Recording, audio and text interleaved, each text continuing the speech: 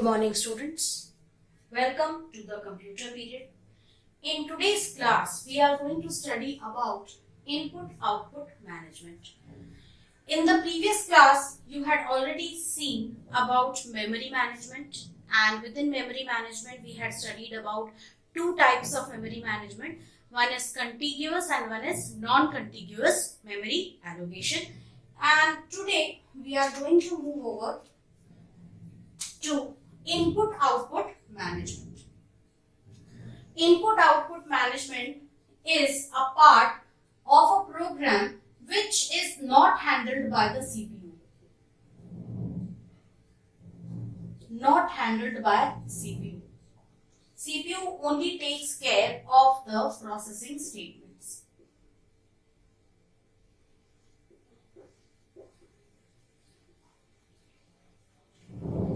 CPU only takes care of the processing statements. That is, any statement involving any arithmetic calculation, okay, and any logical decisions. These are the only things which are handled by the CPU, not any of the input-output statements. So in our program, we could have a program. So I'm going to write a small program and we are going to see how its parts are handled.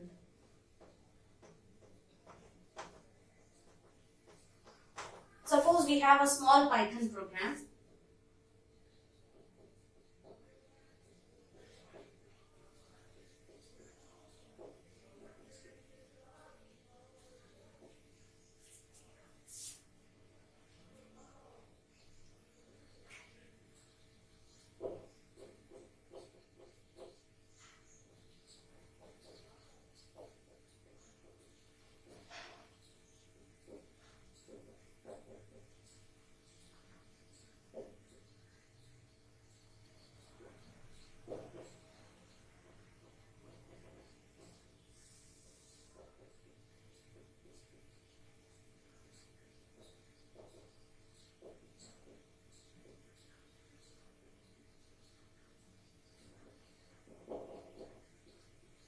So you can see a small program over here consisting of two input statements, one processing statement and one output statement.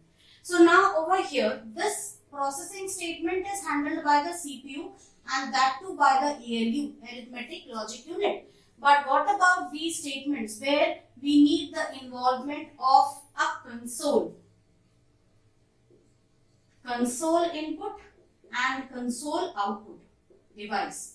We need the help of an input as well as an output device. So input and output statements of a program are handled by the information management system.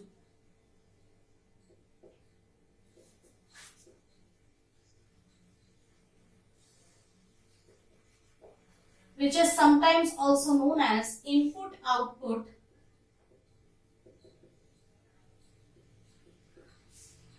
control system, also known as IOCS.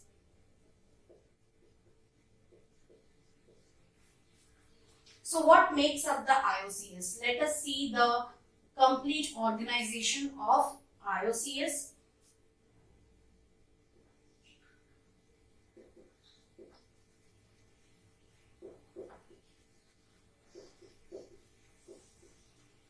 How is IOCS organized? So at the bottom, I'm going to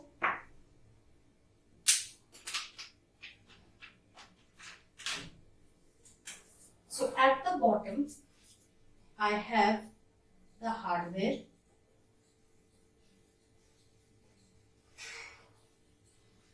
On the top of the hardware, we have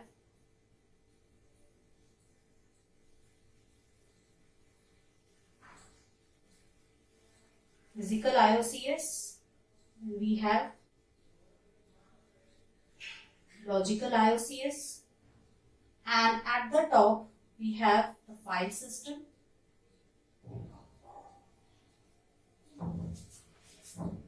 So you can see we have a hierarchy over here.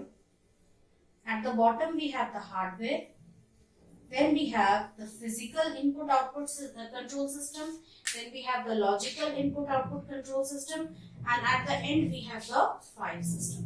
So let's see how they work.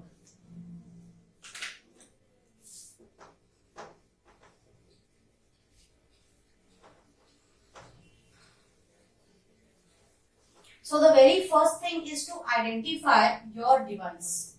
How your device will be identified on the computer. So in order to identify your device, you know that all devices have their own device drivers. These device drivers, they act as control unit or controller for the device. Control unit for device. Every device has its own control unit. So every device will have a combination of three things. I/O channel, that is input output channel, control unit, and device address.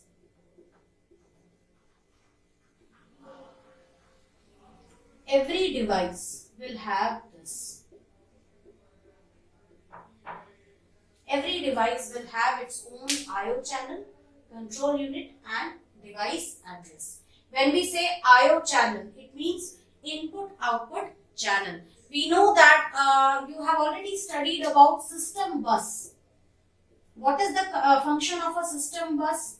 A system bus is a series of multiple cables which run throughout the computer, carrying signals from one part to the other. So we have three types of signals. We have control signals, we have address signals, we have control bus, address bus, and data bus. Okay, where control bus carries what? It carries the instruction, what is to be done, read or write. Address bus carries the address of data in the memory, and your data bus carries the actual data. So here also every device will have its own I/O channel, which is actually the connection to the system bus. Because if I take any input from the keyboard, from the user's console, I have to save this in memory. You can see there is an assignment to memory variable there. So everything which has been read from the user, it has to be sent to the memory. So ultimately your device should be connected with your system bus, hence I/O channel. Then it will have its own control unit, and it will also have a unique address, that is to specify from where the data is coming and where the data is going. Understood? So this is the information system which contains these three things for every device, and it would be contained in a tuple like this: CH, CU, and DEV, where CH refers to the I/O channel, CU refers to the control unit, and DEV refers to the device address. Understood? So you can see that these three things will be there for every device. Let us move forward.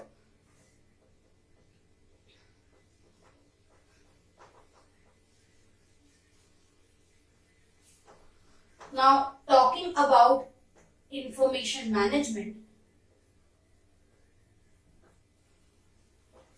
any input or output statement in the program, before being executed, it has to move through a series of steps. So what are those series of steps? Let us see. I/O initiation,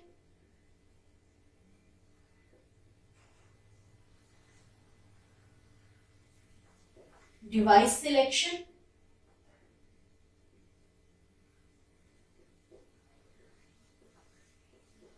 I/O instruction execution,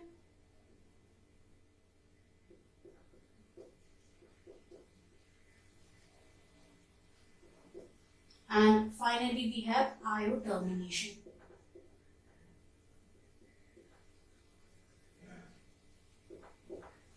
So we have these four things: I/O initiation, device selection, I/O instruction execution, I/O termination.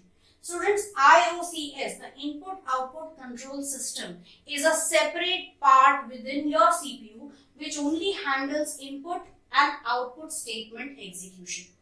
As these statements are not executed by the CPU,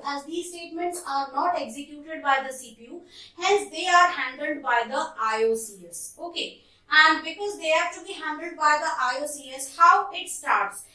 We know that in order to execute, a process has to come into the ready queue, and in the ready queue, from the ready queue, it will be allocated CPU. Now, when the CPU sees that these statements, the very first statement needs, it is an IO statement, so CPU will generate an interrupt. CPU will generate an interrupt and it will notify this to the IOCS that a statement has been encountered in the program which is an input or output statement, and you have to handle this. Who has to handle this? The IOCS has to handle this. Now, for handling, once this is done, the IOCS takes control of the process, and over here, what is to be done? Let's see. The very first thing, that is IO initiation, is done. So this is IO initiation. CPU sends out a command, start IO, that is start input output. So this is actually an interrupt which is generated by the CPU, and this interrupt is to specify that input output statements are to be executed in a program. So it starts with start IO, and then it starts with, I'm going to take up each of these in detail. So once start IO interrupt is generated, the IOCS takes control. And now what the IOCS does is, IOCS will send out some signals in the form of CH, CU and DEV. It will first figure out that this statement requires which device. So it will first figure out the device. Using the device, it will send for a device address. It will put a device address over here.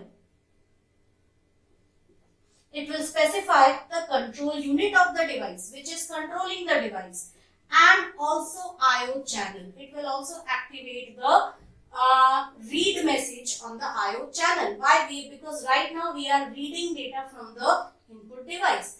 So once this is done, this information is sent on the IO channel to the system bus, and it travels through the system bus. So input output is initiated over here.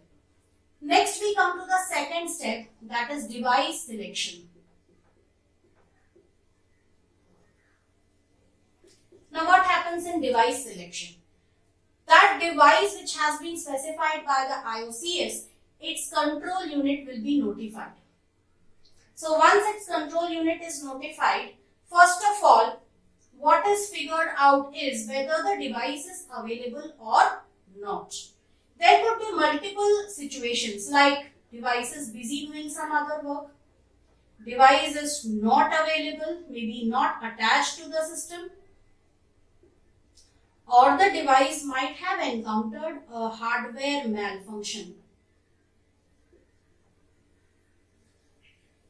These could be the possible scenarios with a device, under which the IOCS will decide what to do with this. So at this point, if suppose any one of these conditions is any of these conditions arise, then a failure status flag,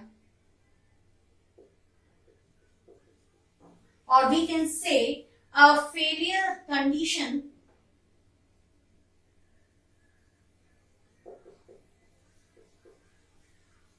will be specified in the PSR, that is process state register.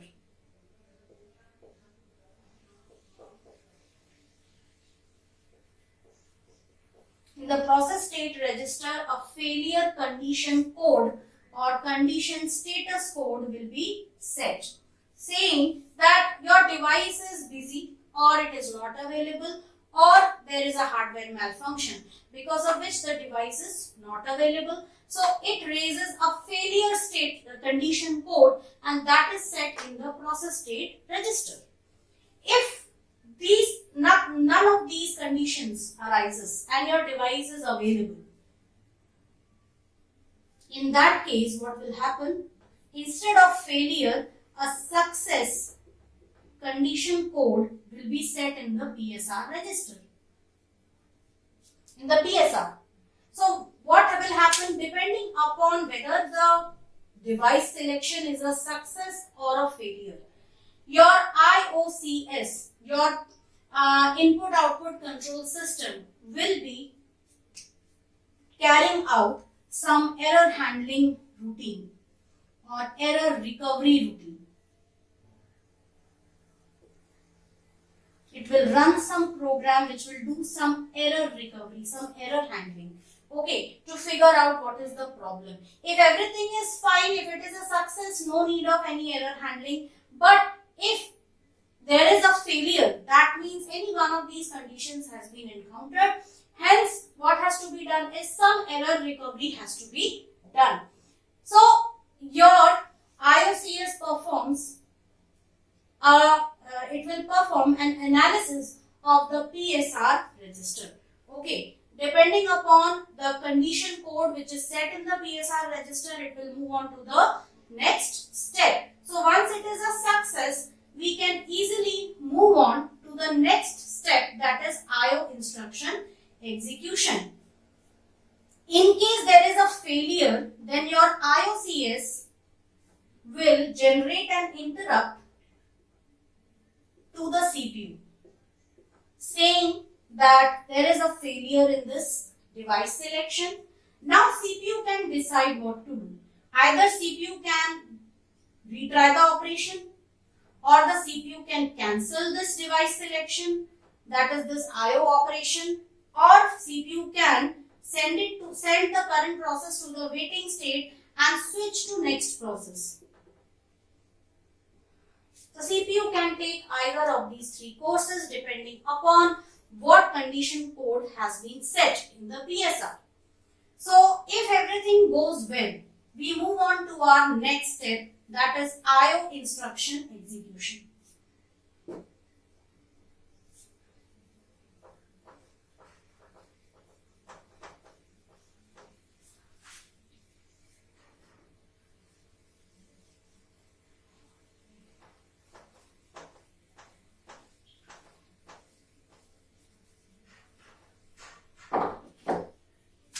The third step, that is IO instruction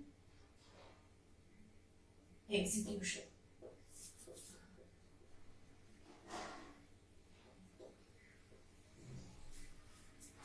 Now, if everything goes well, input output statement will be executed, that is these statements will be executed. The last step is IO termination.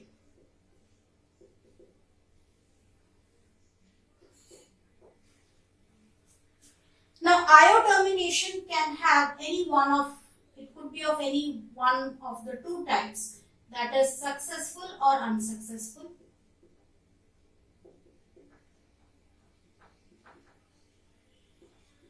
And these are known as termination types.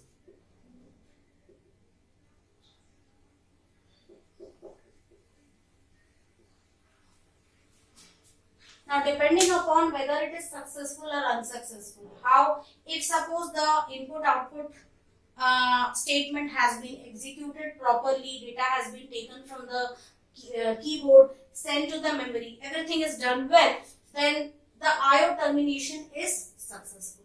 If suppose there was a failure in device selection, the device did not work, okay, in that case, what will happen? The termination, IO termination is unsuccessful. So, in this case, your IOCS, in either of these two cases, IOCS will generate an interrupt for the CPU specifying these things. What? Number one, it will specify the termination type, whether it is successful or unsuccessful, the device address of the device which has raised the interrupt. Okay, and third one is any error message in case of failure or unsuccessful termination. So we should know from which device it is coming, hence the device address, termination type successful or unsuccessful, and in case of unsuccessful, any error message. So this interrupt is generated to the CPU to inform the CPU that IO instruction execution has been completed and it has been terminated. Okay, so these are the 4 steps which are followed: IO initiation, device selection, IO instruction execution, and IO termination. So these 4 steps are followed by the input-output control system.